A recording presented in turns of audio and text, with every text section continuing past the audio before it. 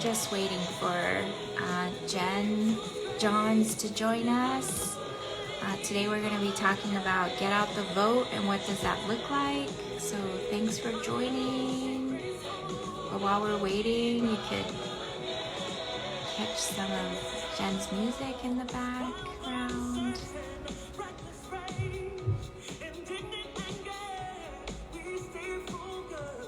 Just waiting for them to join us. Thank you for joining. Let us know if you are voting, and how did you vote? Which ways did you get out the vote? Did you send in your ballot? Did you drop it in the drop box? What did you do? Let us know.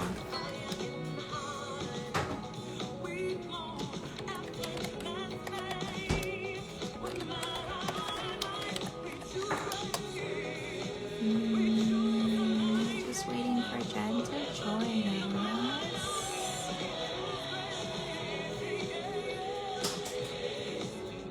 Thank you for joining.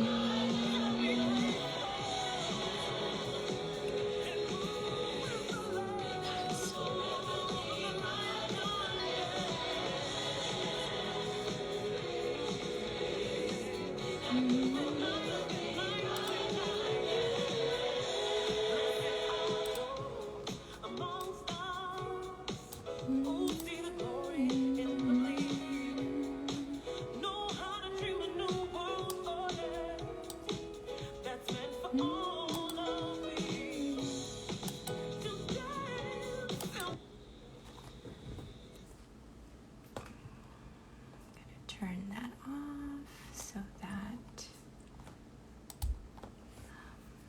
we're just waiting for Jenn to join us. And thank you for coming.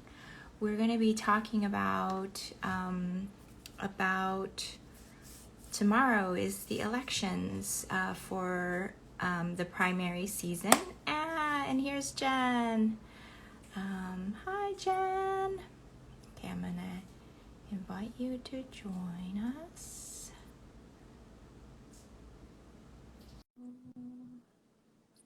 Hopefully that worked.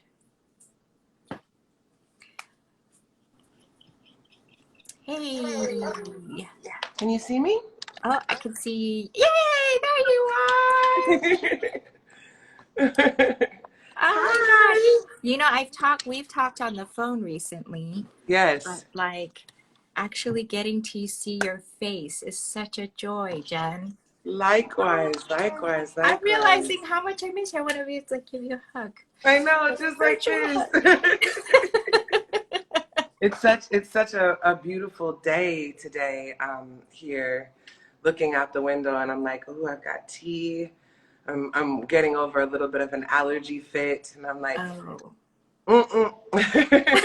spring does that, so it's okay. Well, thank you everybody for joining us today. Jenn Johns is joining our Monday Meals. It's our Oakland Rising weekly IG Live, and I do have to give Jenn and RyanNicole, Austin, and Haven some credit to this, because actually Monday Meals came out of sort of the Civics 101 IG Lives that we did, in the past together in 2020. And so I just thought, oh, that was such a good way to do a weekly event where we were talking to folks in Oakland about what's going on. And we centered it around lunchtime, right? And so, because if we were in person, Jenn, I'm sure we would be sitting around some food and some drink and talking. And it would last forever. It's a good thing. Just giving us the lunch hour, it's perfect, because anything more would be too much. Exactly. I'm gonna adjust my thing right quick. Okay, go ahead. And so so today we're talking about the primary elections and what it means to get out the vote. Jenn and I talked about not not knowing what to do and what are the primaries and all of these kinds of things, and knowing that there are probably a lot of folks out there that know about elections and know about the electoral stuff, but might not know the ins and outs of that. So we decided today we'd have that conversation. But thank you, Jenn, extraordinaire, like artist extraordinaire, activist, all of the things, all of the beautiful things that you do and bring to the world. The two things we always ask all of our guests that come on and join us, and I'll say my comrades that come on and join us, is what are you having for lunch? Because I want to make sure everybody's eating. And then two is, what are the ways that you nourish yourself? So folks who are joining, if you want to put in the chat, let us know you're eating lunch, what kind of lunch you're having. And then what are the ways that you nourish yourself? Mind, body, spirit, heart, all of it. I love those questions. So what am I eating for lunch? I'm eating sauteed vegetables, sauteed veggies over polenta. And how am I nourishing myself? Conversations like these. I think, you know, in general, stuff can be really, really, really overwhelming. You know, doing the work to know what to vote for. Just doing the work to be present in community can be pretty overwhelming. Being a citizen of the world with all of the violence that's going on and all of the craziness that we're experiencing can be a lot. And so to have places where you can trust and have good conversations, open conversations that are informative and educational are key. And so this is how I nourish myself. Yay. I really appreciate that, because I think, like, you know, oftentimes when we talk about like how do we take care of ourselves, it's just like this hashtag self-care, let me just get in a bath, you know, or let me unplug. And in fact, you know, that staying plugged in, and not just like on social media, right? But like staying informed and being in touch with the people that you love and talking to people really, really, I think for me too, really helps me, because, you know, we get so stuck in our heads. And I think that that's why people power and movement work, and music and art and culture, like, really resonate with everybody, right? Because those are the things that actually sustain us and make us feel and pull us out of places that can feel really hopeless. Because I know a couple weeks ago I was feeling really hopeless. There was so much, right? Back-to-back violence, and then the ongoing violence here in Oakland, you know, all of that. So yeah, I appreciate those. So wait, before we go on, what are you eating for lunch and how do you nourish yourself? What am I eating for lunch? I am probably going to have some rice and some kimchi, because I am realizing that I was going to have leftovers, but I think I ate it for breakfast. So I have to figure out what I'm going to eat. Got to look in the refrigerator. But then in terms of nourishing myself, oh, and water. Today, I really feel like I didn't drink enough water yesterday. Although I drank water, I don't think I drink enough. So today I'm going to really look at eating and drinking well. And then we had somebody give us a watermelon last week. And I was like, oh, my daughters just cut it up. So after this, I'm going to have some watermelon. Great. Yes. It's so refreshing right now.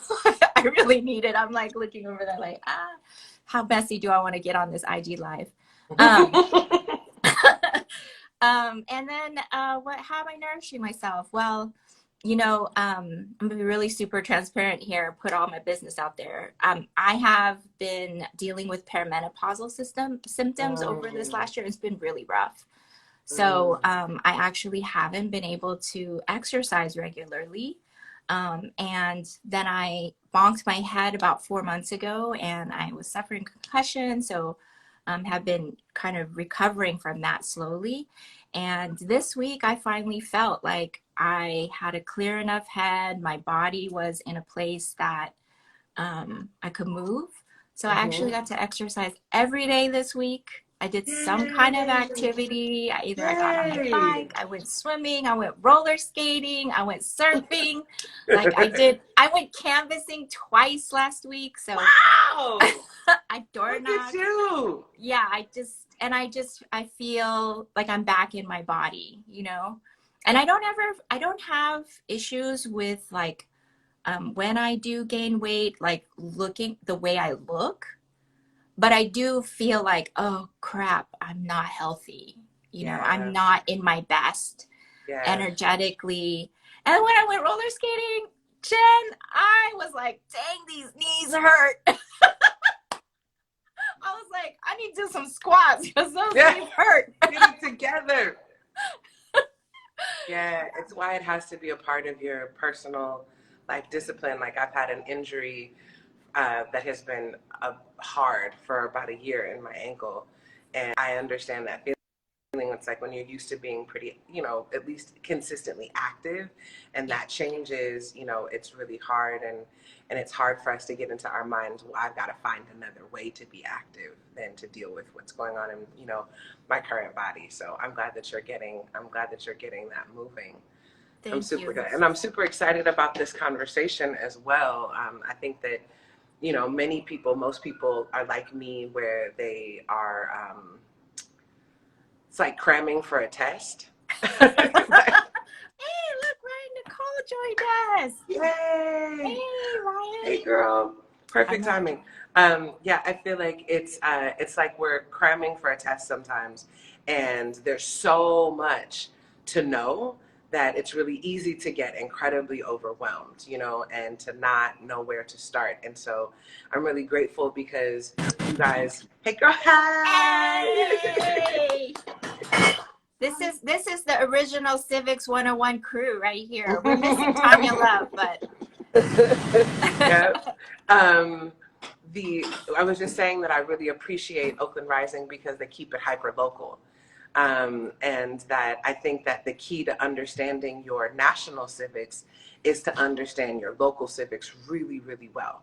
And when you understand how your local government works and what we're dealing with, then you can, you appreciate just how powerful your local government is for your day-to-day experiences and services. And then you have a better idea about who you're sending to Washington and why. And so I'm really, really excited about us talking. I know we only have about 40 minutes and there's a lot of ground to cover. yes. And I know that you're leading the interview this time, so I'm going to fall back because I'm not used to that part. I'm totally going to fall back. Well, this is the format around this. Well, let's introduce RyanNicole. RyanNicole Austin, thank you for joining us. Thank you for artist, activist, extraordinaire athlete, like all of the things. Both, you know, raised in Oakland and, you know, and have a deep, deep love for Oakland. So really appreciate both of you here today. And I invited RyanNicole to join Jen and I today because Ryan put out a call on IG like, hey y'all, I need to have this conversation.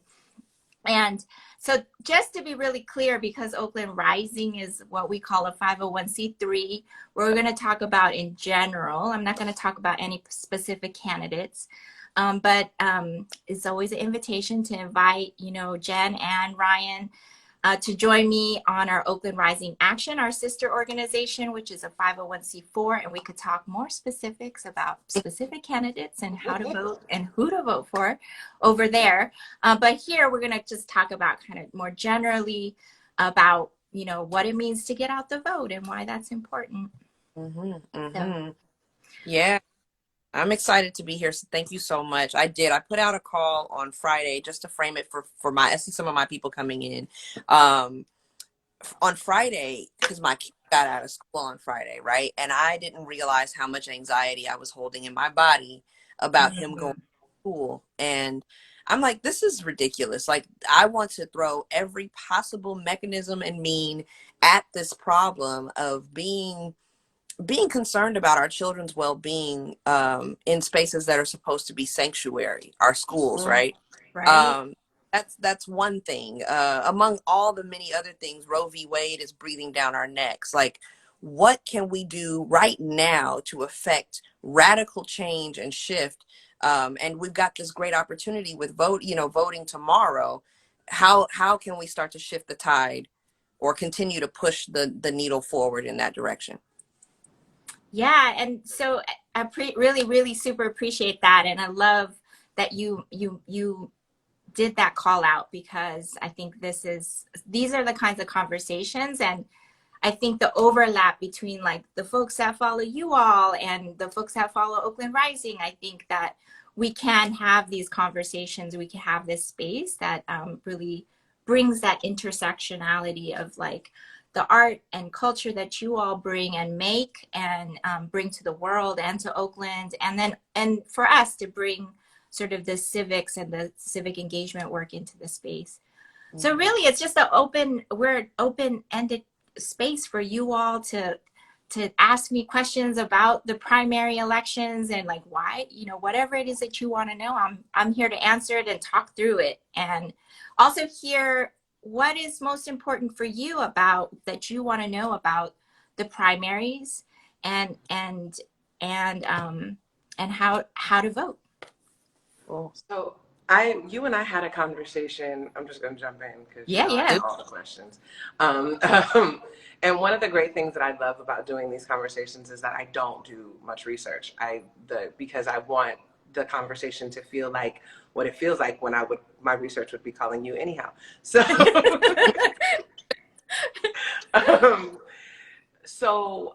number one, I think one question that I've heard from folks in my family is, well, what's the difference between the primaries and the elections that are happening in November? Yes. Yeah. Like, what's going to happen different, and why am I doing it twice in the same year? Yeah, I know. The idea around the primary really is that generally when you're in a regular election sort of like cycle, the way it works is that you have like 50 candidates sometimes. So you'll notice but then you'll notice that you'll just start to wean down, right? So if you all remember in 2020, when we were getting ready to go for the presidential election, there were like 20 presidential Democratic candidates, right? And they used the primary election to help wean that down to a few people. And from that, the primary then helps them to decide at the national level in the party who is their nominee, right, for the general election that happens. So that's the same thing that happens here locally. At the state level, you're going to see in your ballot the governor and the lieutenant governor and the attorney general, the state attorney general. Those are roles that you're going to notice on your ballot that there are like 30, or I will say like maybe not 30, maybe like 15 different governorial candidates, right? And so you pick one according to your party, and it helps them to wean down to like one candidate or two candidates at the end of the day. So that in November, when you get to November, you're not having to pick and weaning, and then it doesn't like thin out the actual votes, right? Because you don't want to have it be too thin so that you have to then have runoff elections and such, right? But in some cases, for example, in Alameda County, we don't have a lot of folks who might be running against each other, right? There might be only one candidate who filed in time for a particular seat. And so sometimes that decision gets outright just pushed to November because they're like, oh, it's just one candidate, right? So we're just pushing them to November. Other times the way it looks is that it gets decided right out in the primary. So if, for example, in Alameda County, we have the sheriff, the district attorney, and two board of supervisor seats that are up, and the superintendent of education. There's a couple, also the assessor and tax collectors, right? So those positions as well are there. And the ones that, again, have nobody running against each other, those just kind of get passed on and either win it outright in the primary or move on to November and then get finalized then. But for example, the Board of Supervisors District 3, there are 4 candidates running, right? And so of those 4 candidates, and the district attorney's race, there's also 4 candidates. For the sheriff's race, there's 3 candidates. And in those races, if they win the majority vote in the primary, then they're outright win it, which is unlikely. But it's important for us to know that so that we can wean down who those folks will be. So it might pull out the top 2 folks so that we'll decide that in November, so that we're not, and you'll start to see after the results come in that the previous candidates who didn't win, who aren't going on to November, will then throw their backing behind another candidate. The thing about Oakland is that Oakland is what we call ranked choice voting. So we don't participate in the primary for our any of our seats, because that just gets outright decided in November. You just decide 1, 2, 3, who are your top choices for a particular seat. And it just gets like the numbers game just plays it out, and it acts like a primary, acts like a runoff election, all smashed into one. So you won't see anything in Oakland on that ballot, but you will see most of Alameda County and then the state stuff. Except you'll also see Barbara Lee, for the seat for Congress there as well. Okay. Except for OUSD, right? The superintendent of OUSD? No, the superintendent of schools for Alameda County. I see. I see. So there's two folks who are running for that seat. L.K. Monroe, who's the incumbent, and Elise Castro, who is running in opposition. It really concerns me. Like, I'm grateful for these conversations, and we keep talking about how, and you know, I plan to find a way to be far more consistent. But like I said, I think the last time that we did, when I came to realize that, like, what the county assessor did, right? And the idea that the county assessor is going to go unchallenged, largely because no one knows what the county assessor does. And so here we go yet again, where we're getting ready to vote. Doesn't really matter what we vote, right? Because no one understands the importance and the power of all of these seats that you're talking about. Like, the assembly of who?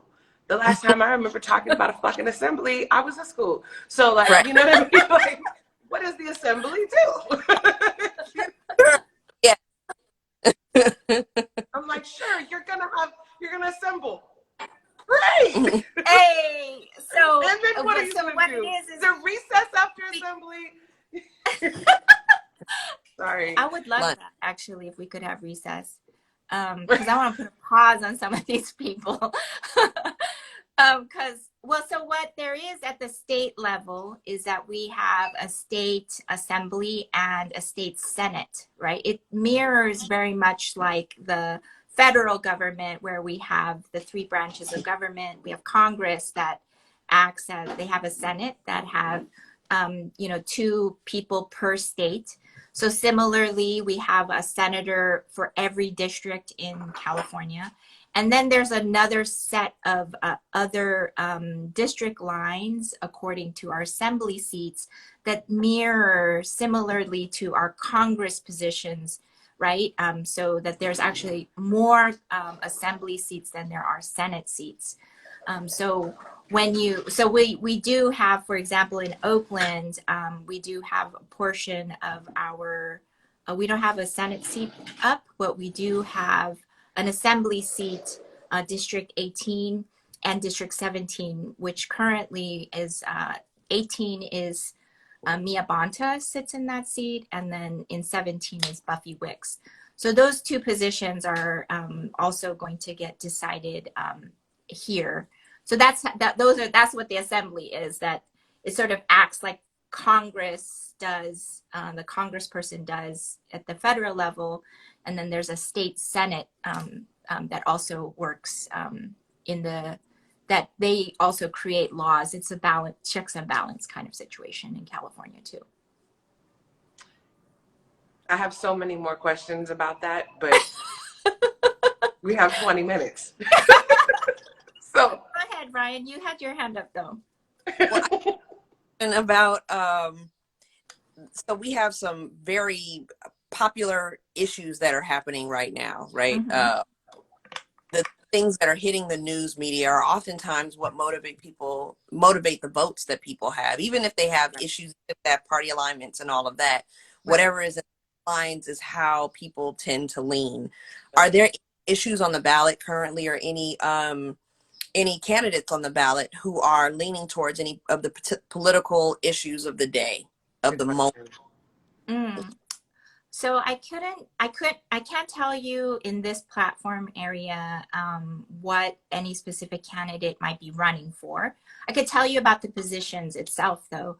So for example, right now what's at the forefront are a couple things that we know that a lot of people are really interested is on the violence, right? Both nationally, that's happening with some of the mass shootings, and then also hyper local, right? We've had quite a lot of murders here in Oakland, but it is not unique to Oakland. And I think folks also need to know that it's not just Oakland. A lot of people like to make it seem like Oakland is this really super violent place, but in fact, this kind of violence is happening across urban settings and rural settings across the country. Wow.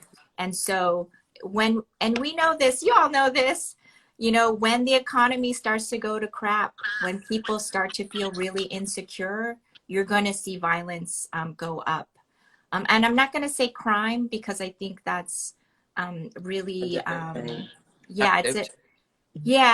it limits the way we think about people, right? And it criminalizes people and makes them something that we can then just push away. And I think we need to think about it more systematically.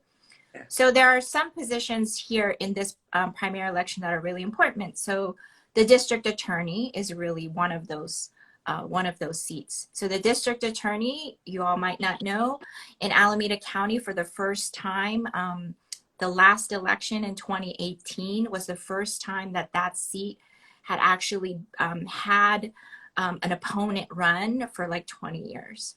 Wow. So Nancy O'Malley, who was the district attorney at the time, Pamela Price, she was the first candidate in a very long time who ran against the district attorney. And the district attorney is really key because they are the top prosecutor. So some people think they're the top cop, but in some ways you can think about it that way, but they're the one who actually presses the actual charges against an individual, and then they are the one who represents the Alameda County, to prosecute folks and put them in jail and give them the jail time and offer the jail time sentencing to the judge or to the jury. And then on the flip side to that, so this time around we have 4 candidates. This is the first time in I think 50 years or so that the seat has not been ran by the incumbent. It's actually 4 totally new candidates.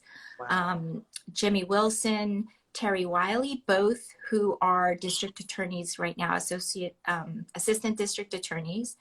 And then Pamela Price, who ran in 2018, and Seth Stewart, who currently is the chief of staff for Dan Kalb, who is District 2's city council member here in Oakland. So it's a very interesting race because it's actually 4 Black candidates. And you actually see the entire scope of their platforms from super conservative to super progressive, what folks are saying as progressive DAs. The other seat that's really important, I'll just say this one piece and then I'll take whatever question, is the sheriff's department, right? And this is actually the first time that the sheriff actually has candidates who are running against them as well. Generally, the sheriff has quite a large like election coffer. They have like a big donor base. Takes a lot of money, and they used to have it where that money would go almost to the DA to have the DA win. And so there was a lot of people saw as the district attorney and the sheriffs colluding together to continue that. But this is the first time that Sheriff Ahern actually has a opponent. One is Yasina Sanchez, who is a current sheriff. And she is running against her boss. And then and we also have Joanna Walker, who was previously I believe, San Mateo County sheriff. And now she teaches criminal justice at UC East Bay, Cal State East Bay. God, I was going to say Hayward State, y'all. Oh, wow. Take it back. You're aging yourself. You're out there aging yourself. Dang. Throwback. You said something that I think is really important. You said, so usually the sheriff raises a bunch of money, then the coffers are full, and usually that means that that money then rolls over to the DA race, right? Yeah, And well, one of the it doesn't roll over. He actually donates it. don't. Yeah. Well, wow. Okay, so Wow. that's also deep. Yeah. So, just more than semantics here. That's some bullshit. Yeah. So okay, great. So cool. So good to know. So homie is like, cool, but I'm good.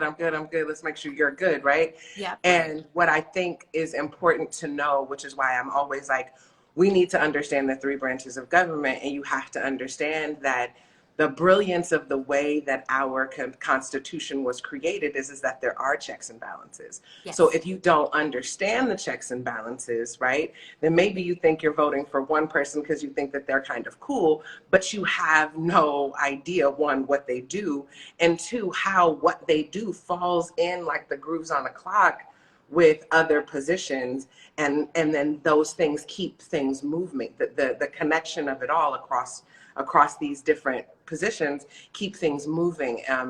And so can you kind of speak to the role between the DA and the sheriff, since we're dealing with it right now? Yeah, so one thing that I think folks should know too is that the sheriff is actually the sheriff and the coroner.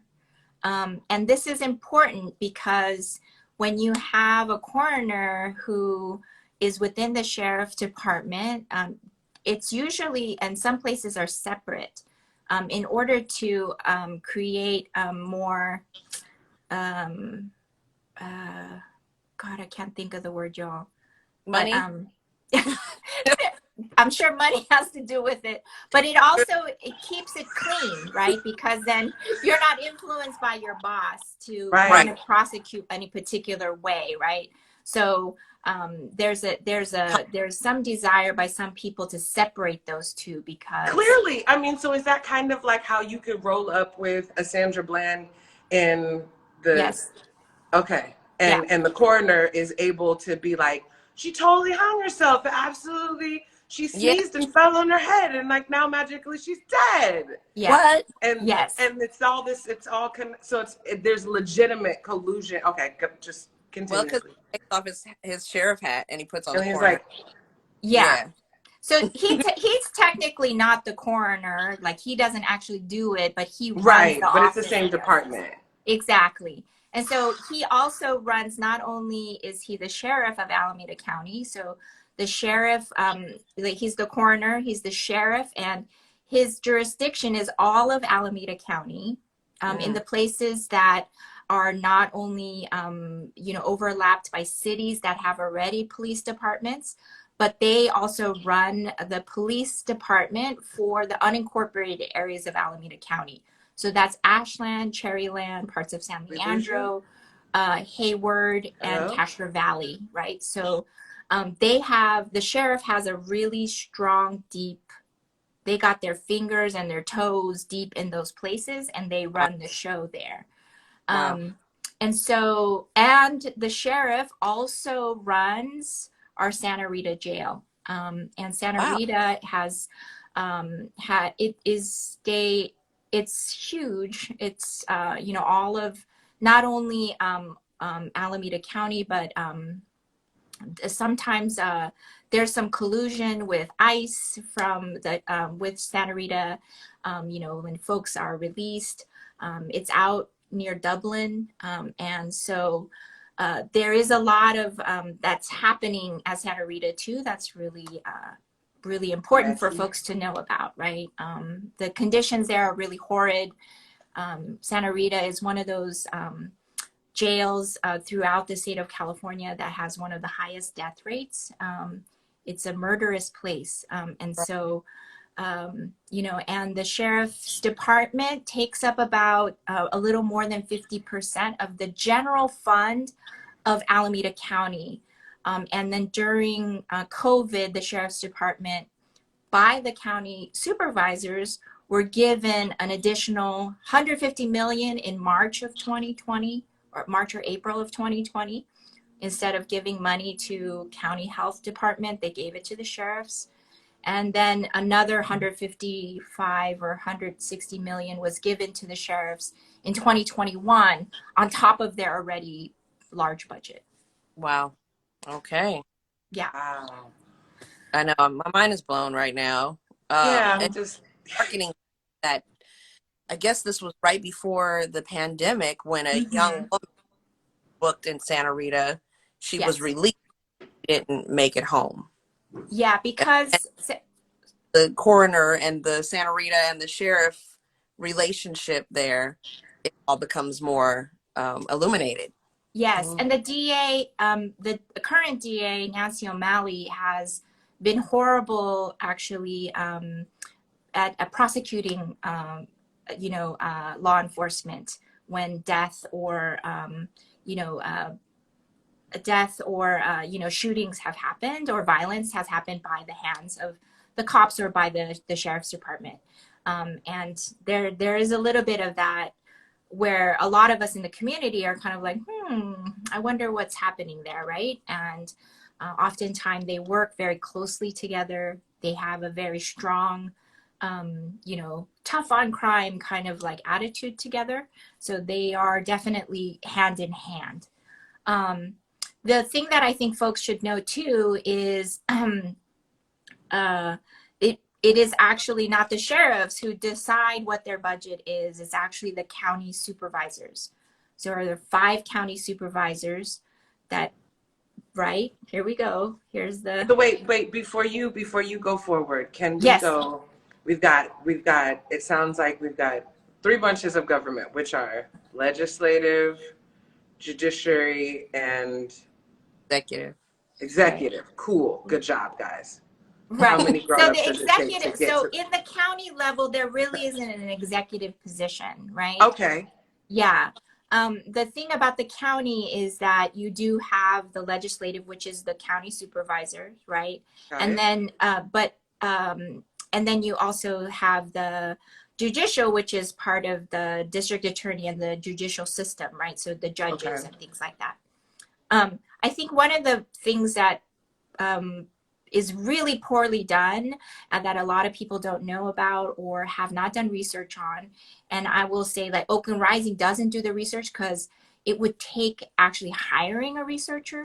And so if there are any donors out there that want to fund us so that we could get a researcher, because I would love to find out how well our judges do and what they're doing and how they're prosecuting our people, right? And who they're locking up. Those are important things to know so that people in the public can know too. Yeah. But the thing is that at the county level and at the city level, the difference is that at the city, we have a mayor. And the mayor, so the mayor has an administration, and that administration decides how the policies and budgets are executed or like, you know, played out. Execution sounds like a bad word, but like poor choice of word. But at the county level, we have that just seems apropos. We have we have a county administrator. That is not an elected position. It's actually a hired position. And so at Alameda County, the county administrator is actually quite powerful. And they're the ones who decide actually what parts of the budget move forward or don't move forward, what policies get played, And get executed or not. who hires them? The county supervisors.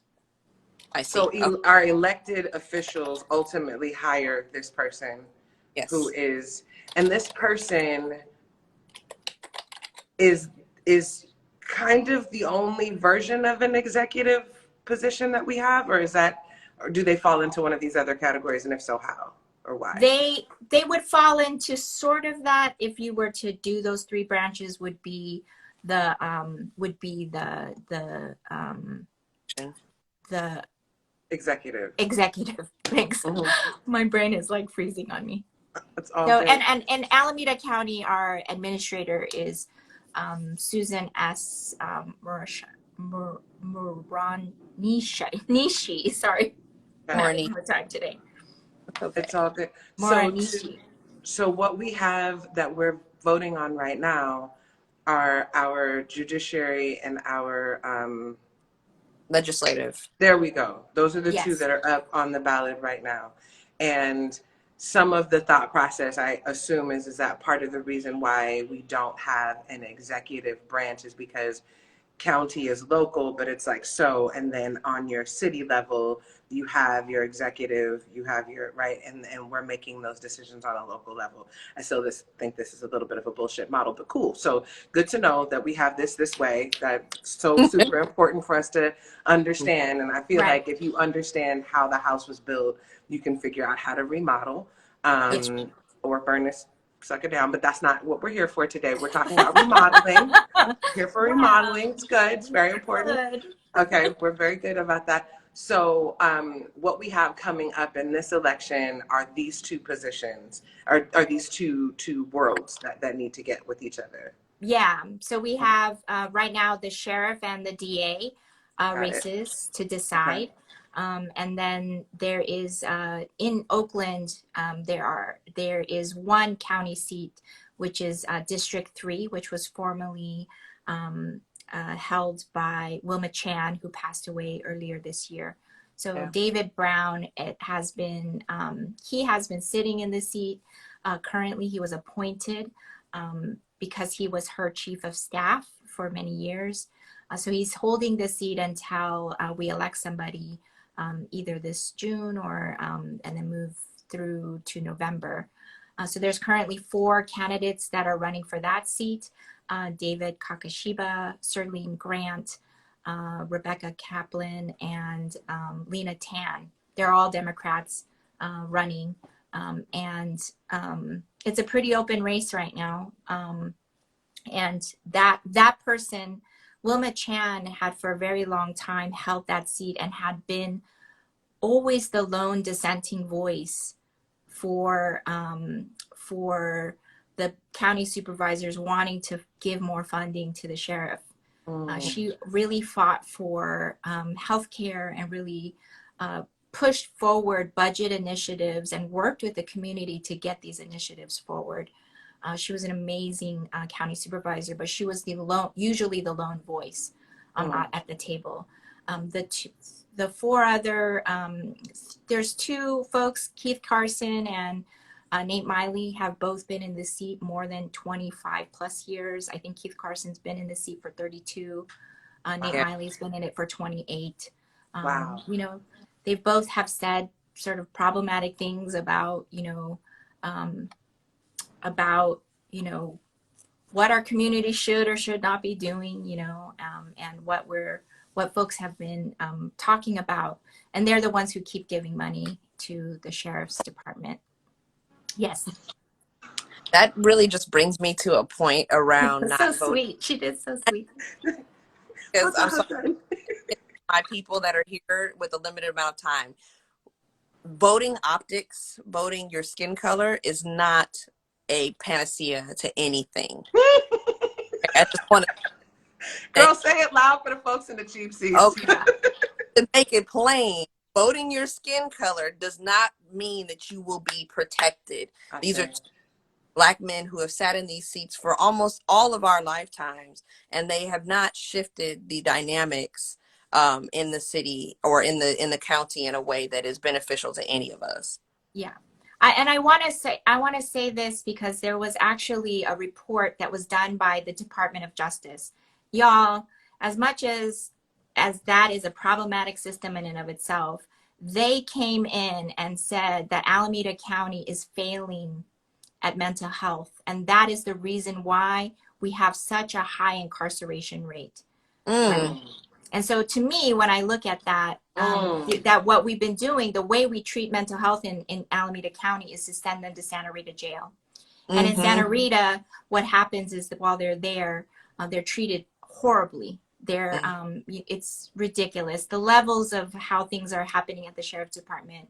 I think we could probably have our own IG Live on this. And you could probably go back to some previous ones where we've talked about the District Attorney's Office with folks that actually do the work from Justice Reinvestment Coalition and Urban Peace Movement, Ella Baker Center, that folk encourage that they are doing that work at that level, and they've talked about their experience with the county, not only county probation, but with the Sheriff's Department. And what they said was basically that we are in violation of the American Disabilities Act because we are not providing mental health services. And that to us clearly is because the county supervisors are not funding mental health services. They're not funding healthcare in Alameda County. It actually was our city council members here in Oakland at the beginning, Rebecca Kaplan and Treva Reed at the beginning of, mainly Rebecca Kaplan, who at the beginning of COVID leveraged relationships to get, remember at the Coliseum where they had the testing site? It was the only one in Alameda County for a really long time, right? It was because our council member got that to get opened. It wasn't the county that really pushed for it to happen. So this is really important for us to know that our county, is not doing the work that it needs to do for our people, is not providing mental health services, is not providing health care, it is not providing social services, it's not doing all of these things, and we really need to shift our attention to the county to make sure that happens. Because the money comes down from the state through the county. Yeah. And then federally it goes to the state and comes down to the county. And one thing that we should know is that we have a huge billions of dollar surplus at the state level. And we need that money to come to our locally. I think it's really deep that you're talking about how our issues are around mental health, that much of what is happening there is around mental health. And I think that we're missing a step if we're just talking about those who we consider to maybe be born with mental differences, right? And or abuse, trauma causing mental differences. That's not right. Looking at the actual circumstances of our experience. Like, we are persistently experiencing trauma because families are going through so much just to feed themselves, right? Like, we're persistently dealing with trauma if you're raising kids like Ryan, who sends her kid to a great school, right? And you're freaked out about whether or not there's going to be some level of violence. Like, I think that the scope of what mental health is these days really needs to be taken into consideration and broadened. And what are the circumstances that are causing people to snap, and causing people to, some steal for sport, but more steal to eat, is a real thing. And as we are looking about who we're putting in positions of power around us, I think it's super important to be looking at it from a really sober and clear perspective that, like, we have to be choosy about how we allow these grooves in the clock to get together. So that we're not just voting for the council person that we think is cool, but that we're also we're voting for the council person and the sheriff, right? And organized together. Someone has a question. Did you have something to say, Ryan? I'm sorry. No, I was just reading the same thing. What actionable steps can we do aside from voting to collectively stay on top of our governing entities? Learn. I think learn is one of the biggest steps, but the actionable, I really like that word that the person asked, because one of the ways to do that is to join organizations that are doing that directly. There are tons of organizations like Oakland Rising. We are a collective, right, of collaborative of 8 organizations that do that work in the community. So Asian Pacific Environmental Network is doing the environmental justice work and the housing work with Casa Justa Just Cause, that is fighting for your rent control and your eviction moratoriums and assisting with those things. Ella Baker Center for Human Rights and Communities United for Restorative Youth Justice both do decriminalization work and working with youth who are systems impacted.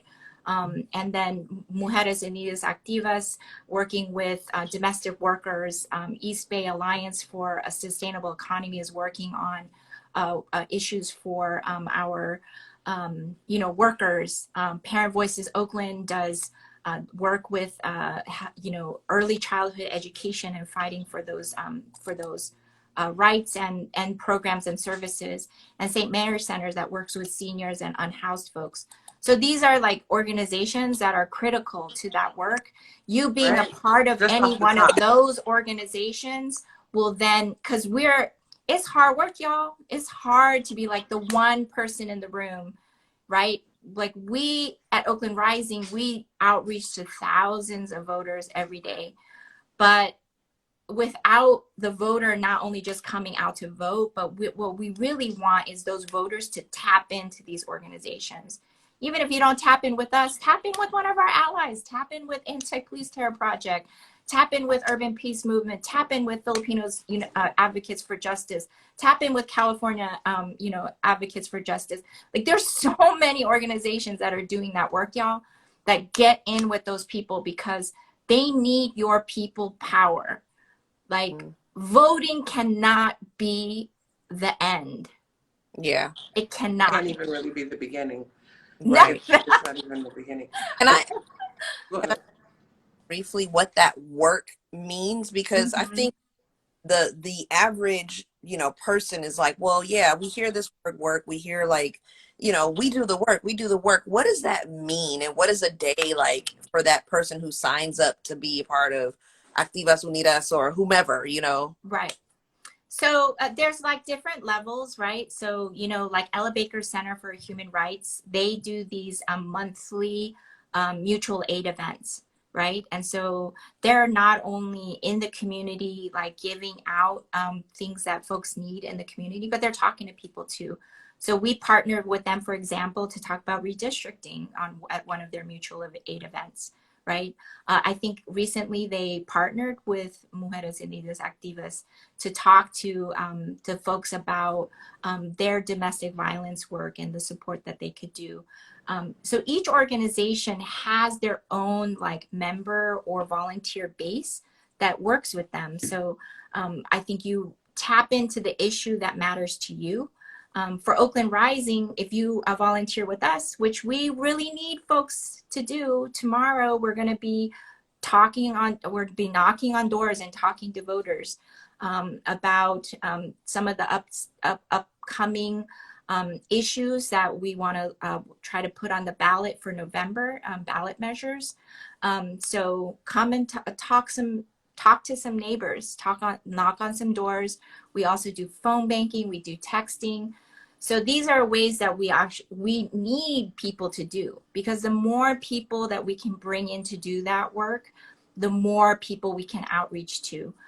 One person can reach 1,000 voters, right? So if you all came out and joined us, you would talk to that many people about an issue, right? Wow. You wouldn't be talking to them about just about getting out the vote. We talk to them about very specific issues. And so that's another way. So if you go to oaklandrising.org/volunteer, you'll be able to join us with that. And we try to then get people to then join our partner organizations and help them out. That's lit. I think Oakland is small. I'm gonna say this and I'm gonna shut up. But Oakland is small. Yes. 400 years could reach the entirety of this community, this voting community. Yes. Yeah. data point out there just so we know it's accessible. It's within our grasp. Absolutely. Definitely, definitely. I think, you know, one of the things that I really love about our community, though, is that the information is so accessible. You know, if you want to know how to be engaged in your community, it really is about asking a couple questions. And we are so connected that we can leverage one another. These organizations are not working in a vacuum, right? Like Oakland Rising is definitely thinking about things that are connected to what APTP is working on, right? And Yep. if you get yourself connected to an organization, you find yourself kind of in this movement of people who are looking to do better by ourselves. I think what's really important, and I will say it, and I will say it, and I will say it, and I will continue to make it a reality, and I will do my work to make it simple for people. That is my word, is my bond, that we do not know enough about how the system works, right? So if you're somebody who is busy like you or me or whomever else, right? And it's like, join this organization, okay, great. And then I'm gonna just do what they told me to do, right? As opposed to, like, there's a certain level of civic education that individual people must take on for themselves. You need to understand how these systems work so that when Liz tells you we're going to go and we're going to canvas in this way, we're going to get down in this way, and this is what we're fighting for, that you have some perspective on how it fits into the greater conversation. If we're concerned about the sheriff's department, you need to know that the sheriff's department does all of these things and why this mother choker is really important to understand, and how having this person here in lockstep with your county assessor, which sounds like they don't do anything remotely connected, except that your county assessor determines the value of your land. And That's the right. value of your land impacts how many tax dollars go into all the shit you like or don't like. So then how do they have a relationship with each other, and how we are voting moves in lockstep with one another? And so I'm going to say it again.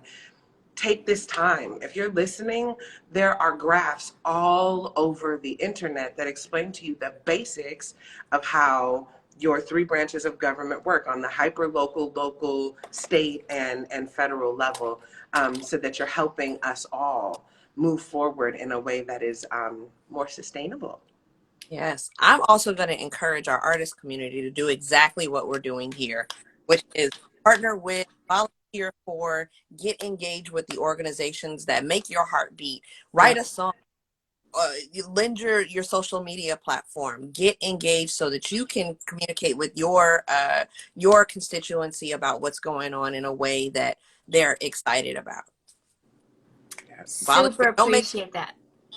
yeah, Yes, and for I sure. think that we cannot. This is why I'm so loving this conversation with the two of you, because we cannot move minds if you cannot move someone's heart, right? And social movements, when we see uprisings happening, there's moments of people's like level of like tiredness and dread and apathy that come. It's too much. And then there's at some point, there is a tipping point where people are pissed off enough to actually try to get involved and move and shake things up. So in 2020, we saw that, right? And, you know, movement folks that have been doing this, the organizing work of like talking to people daily. Let me check in with you about this thing, right? There's so many organizations that do that, that you saw a huge uprising, right, of movement. And what we need is not these just moments where it's like rising up to these moments, but what actually we need is like a sustained movement. We need people to constantly check in, constantly tap in, constantly talking to their neighbors about what it means to be involved in this thing. So find the issue that matters to you, right? And if what we talked about today, the carceral system, really mattered to you, check in with the Justice Reinvestment Coalition, check in with Urban Peace Movement, check in with Ella Baker Center for Human Rights. See which of these, like, you would find your own therapist, right? Like, tap in, because this is actually one of the ways you can nourish your heart, y'all. Is one of the ways is to tap into this work. Yes. So So really super appreciate you both. Oh, Thank you. I Thank feel like you're you. right, Jen. We could have this, we could keep going and going on this conversation. We We really could. do. That's why it's dangerous for you and I to get on the phone together.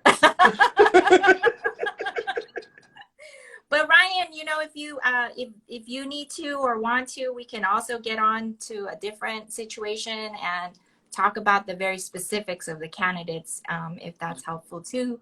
Just Let me know when, and I will try to avail myself in this platform for sure, because I'm gonna go live right after this, just kind of contextualize some of this for the question that I was asking, even though you hit the nail on the head, and I appreciate the fact that this conversation was already happening and I could just tap in and leverage it. See, the work is not that hard when you ask the question, peoples. It's not that that's hard. right. Somebody, Yes. yeah, That's right. That's right. Well, love to you both.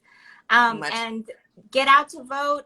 Just know that we are a voter choice act county. So that means that if you are in Alameda County, or you can take your ballot to any polling location. You might be living in San Leandro, but work in Oakland and are like, yo, I don't know where my polling station is. They're called polling centers now because they've consolidated them. They actually have been open for the past 2 weeks. You have to turn it in by Tuesday, 8 p.m. If you are in line at Tuesday, 8 p.m., you will be allowed to vote. If you are not registered to vote, you can register that day and you will get what's called a provisional ballot. You might not be specific to your district, but you get kind of the broader picture stuff. So it's important people tap in. Know that don't drop your mail-in ballot in the mailbox today or tomorrow. Go to a drop box, go to Alameda County Register of Voters, go to oaklandrising.org/vote, and you can find out where and how and what you need to know about voting for tomorrow. Thank you so much. I love you all. Be Thank well. you guys. We'll do And this just one again. We last need thing. to do this again. Yes, voting day is voting deadline. It is not. Yeah. We have a voting season now. Thank you, California organizers. Yes. Yes. And primary is so important that, you know, it's a low turnout. So the more we turn out, the more of our people we turn out, the more impact we can have. Turn out and turn up. That's it. That's right. Yeah. All right, Love you guys. Love you. Well, peace. Bye.